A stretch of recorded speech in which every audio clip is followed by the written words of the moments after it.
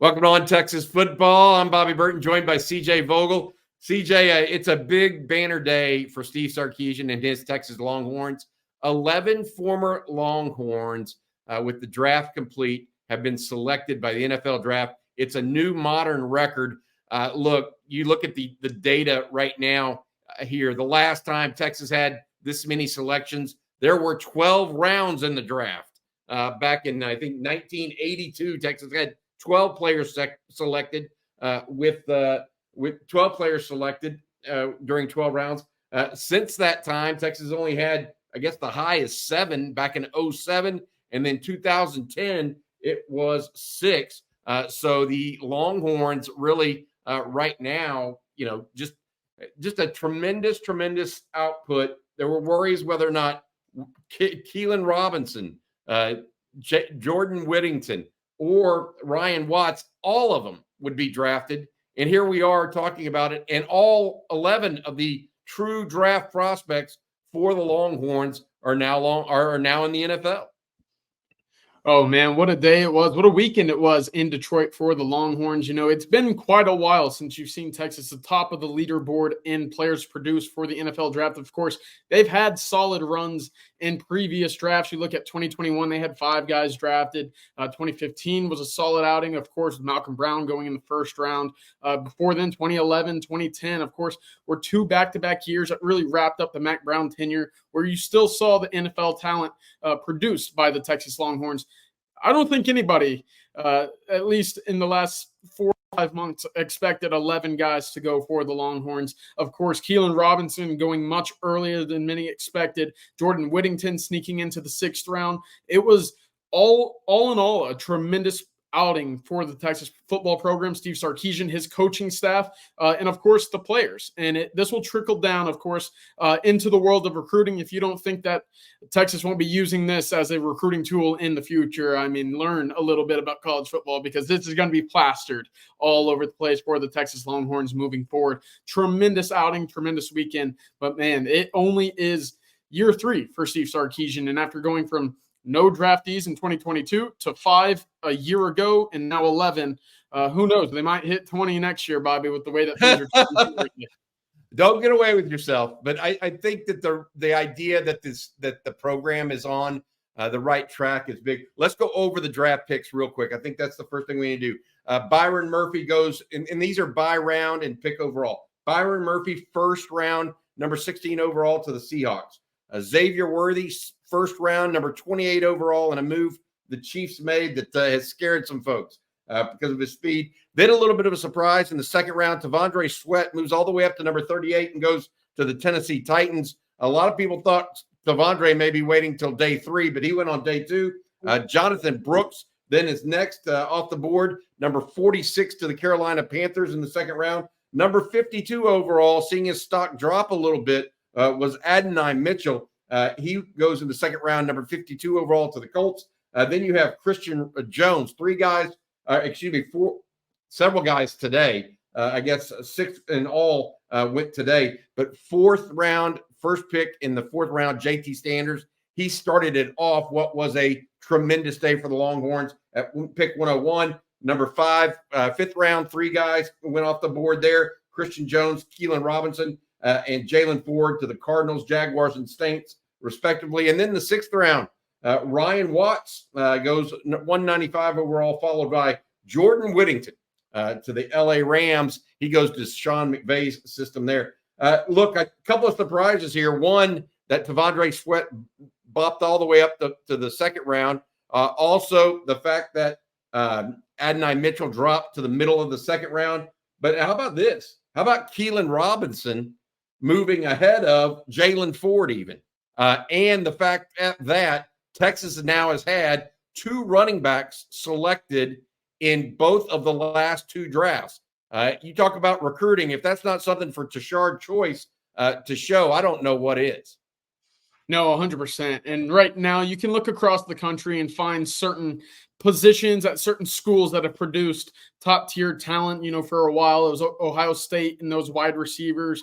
I know Lincoln Riley and his quarterbacks have always been in that conversation. But right now, there isn't anybody producing running backs at the level of which Tashard Choice is at Texas. Of course, you can also factor in Jahmyr Gibbs, who Tashard Choice coached and recruited at Georgia Tech. That was a big win back in the day. And now also coming over to Texas and taking over that running back room, now sending back-to-back NFL drafts that have 2 players selected is tremendous. And Bobby, it doesn't look like that running back room will be drying up the talent cupboard anytime soon. Of course, Texas just added freshmen Jarrett Gibson and Christian Clark. We know Jaden Blue and CJ Baxter are expected to take big roles or big step forwards and expanded roles in 2024. So right now the pressure's on for Jaden Blue to become the 3rd consecutive Texas Longhorn to be the first running back taken in an NFL draft. I'm not sure if that's ever happened before, but man, it's already been an incredible run for Tashard Choice. Of course, Stan Drayton deserves some credit as well for this development here, but right now, very, very encouraging stuff happening in Austin. Also a testament to Kyle Flood and that offensive line for paving the way for those guys. Yeah, no doubt. I mean, just a tremendous day. You could pick this draft apart. One of the things I went back and did, CJ, is where did all these players come from? Not necessarily their high schools, et cetera, but what recruiting class? Christian Jones came from the class of 2018. Tavondre Sweat and Jordan Whittington came from the class of 2019. Jalen Ford from the class of 2020. And then we had 4 guys from the class of 2021, all of whom were early entrants. So they're only juniors. Worthy, Murphy, JT Sanders, and Jonathan Brooks were all true juniors that ended up going to the league. And then there were 3 what I would call transfer portal prospects: Adonai Mitchell, Ryan Watts, and of course Keelan Robinson, all across different years. By the way, if you remember that, Robinson came in with Sark's very first year, Watts the next year, and then Mitchell the year after that. So it's what I'm getting at here is Sark has not only landed guys early on, or some of these guys were obviously signed by Tom Herman and others, but the reality of it is it's been a mix across years, which shows a little bit of a development curve that Steve Sarkeesian and his crew have created. That's got to show extraordinarily well for recruiting folks as well. So you look at it across the board right now, there's just a lot to hang your hat on if you're Steve Sarkeesian and the Texas Longhorns. Yeah, going back to those early classes, of course, you mentioned Christian Jones, Jordan Whittington, a number of these guys who have been in the program for quite a while. Those recruiting classes at the time, very highly ranked, though you didn't see development in NFL production for the most part at the level of which you expected, specifically with that 2019 class where you saw 26 signees and essentially 20 of them are out of the program, whether it be a medical retiree or just transferring. So all in all, Texas found ways to generate that production on the field, whether it be through the 2020 class, which ranked 8th, or the 2021 class, which was that transition year, which actually had a very solid hit rate, as we will get into here in a second, which ranked 15th. But all in all, I mean, tremendous construction of the roster for Steve Sarkeesian and for Christian Jones and Jordan Whittington specifically. To me, just great stories. 2 guys who battled injuries, learning a brand new position in sport for the most part. It took a while for those guys to get their groove and understand what it took to become a positive player on the field at the college level. Now to hear their names called in the NFL draft, I would say a bit earlier than many expected, specifically in the case for Jordan Whittington, tremendous. And it's just a testament to the current coaching staff on campus for the Longhorns. Of course, 11 guys getting drafted. That alone speaks to the development this staff can produce. But in certain individual cases, man, it really stands out with what we've seen. I mean, Christian Jones is a prime example for Kyle Flood. I think that you mentioned those guys, and I think of the word perseverance. And especially these lower round guys, Christian Jones, right? Keelan Robinson. I mean, as a really because of his ability as a kick returner, special teams. I mean, he persevered. He was behind. Look, he's behind Bijan, Roshan, Then he's behind not only Jonathan Brooks, but heck, Cedric Baxter and Jaden Blue at times.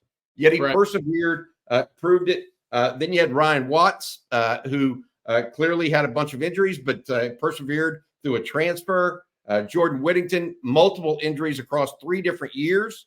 CJ even did not work out at the draft combine because of injuries as well. All of these things, that's what it takes, and that's a culture that's a culture that is going to breed development. Does that make sense to you?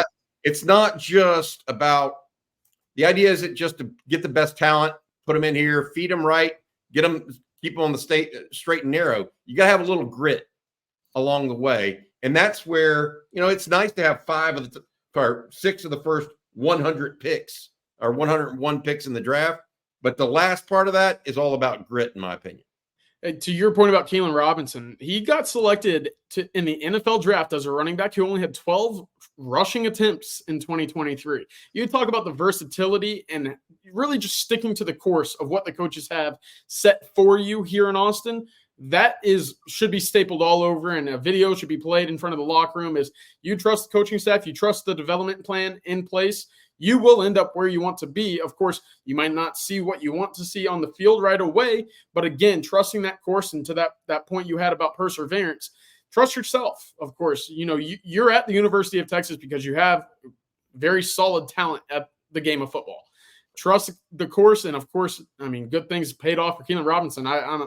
There are plenty of players right now you can make a case for as well for hearing their names called who might not have had the quick starts to their college career. You look at David Benda, of course, Jake Majors, a little bit slow start, but a multi-year starter, all-conference honoree. There are plenty of those guys right now. I look at it right now, and I'm interested in this because of all the things going on. But Texas, that 2021 class looks like it might be the one that helped Sark go over the top.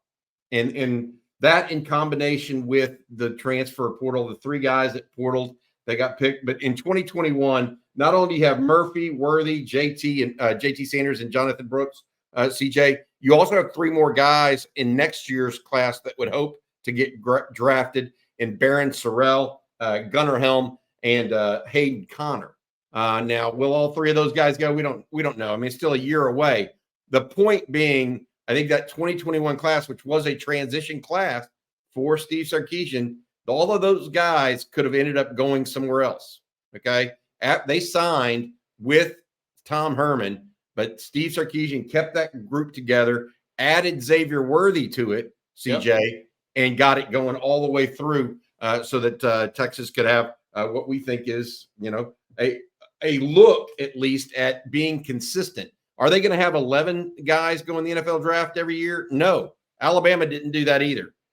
Georgia didn't do that. But they could have a run here of draft picks if they can continue to add personnel like they have been of late. All right, CJ, any other final news and notes? I know you and Rod are going to have a true look at some more detail about where they were ranked as recruits, that sort of stuff tomorrow morning, as well as some other things as far as number of players Texas got drafted versus other colleges, all that sort of stuff. Anything you want to say before we close out here as a quick update for folks? Yeah, no, I think it's very exciting. You're going to start seeing NFL lineups and rosters littered with Texas players, which is, as a Texas fan, you want to see the success on the field here in Austin. But of course, those guys moving on to the NFL and making plays there, you'd love to see that as well. I look at, Xavier Worthy joining the Chiefs. You're going to see that guy deep in playoff runs for years to come. Sorry to the 31 other fan bases who, you're gonna have to deal with that for quite a while. But also to the point of, Jonathan Brooks and Jatavian Sanders going to play together with the Panthers. You're gonna see a number of guys, Devondre Sweat and Keandre Coburn, teaming up in Tennessee. I think that's very exciting. That not only are they going to be making plays in the NFL, but they're going to be doing so with fellow Longhorns. So really cool to see. And of course, I think the fan favorite pick of the day was Jordan Whittington, a guy who's on the fringe of being a draft pick, being an undrafted free agent. we certainly are celebrating that selection. Round 6, pick 213 to the LA Rams. Looks like Sean McVay, learned a little thing from Steve Sarkeesian about Jordan Whittington, ended up with a solid, great teammate, great wide receiver, and another exciting piece for the Rams. Well, I think at those last spots, you're not necessarily the high end athlete is probably off the table, right? You're looking for guys that might be culture fits that can still make your team. Jordan Whittington has never been really asked to do much on special teams since his early injury history, but you would think that he could be a receiver and contribute on special teams because of the way he blocks, right? If nothing else. I mean, so he might be a guy there that can hopefully make a team. Last year, I think the Longhorns had 32 guys in the NFL. Is that about right? Adding 11 here, that starts to put you up in the top 10 of NFL producing colleges. Yeah. And so if they can keep going in that direction, it is a really good sign. And to your point, and I know Jerry Hamilton, you and I both got text while we're sitting here talking about this. Jerry Hamilton saying, wait till Texas sports media gets a hold of this and their PR department recruiting, because they're going to blow this up. And as well they should. I mean, it's a big, big day for the Longhorns. Bobby, to your point, 30 a year ago, you add these 11 and you get up to the 40s. You're a top 5 NFL producing team in all of the country, behind teams that have won national championships in the last 5 years, LSU, Ohio State, Georgia, and Alabama. So great company, and it feels like it's only the beginning for the new era under Sarkeesian. Of course, 3 years in, 11 guys to the league.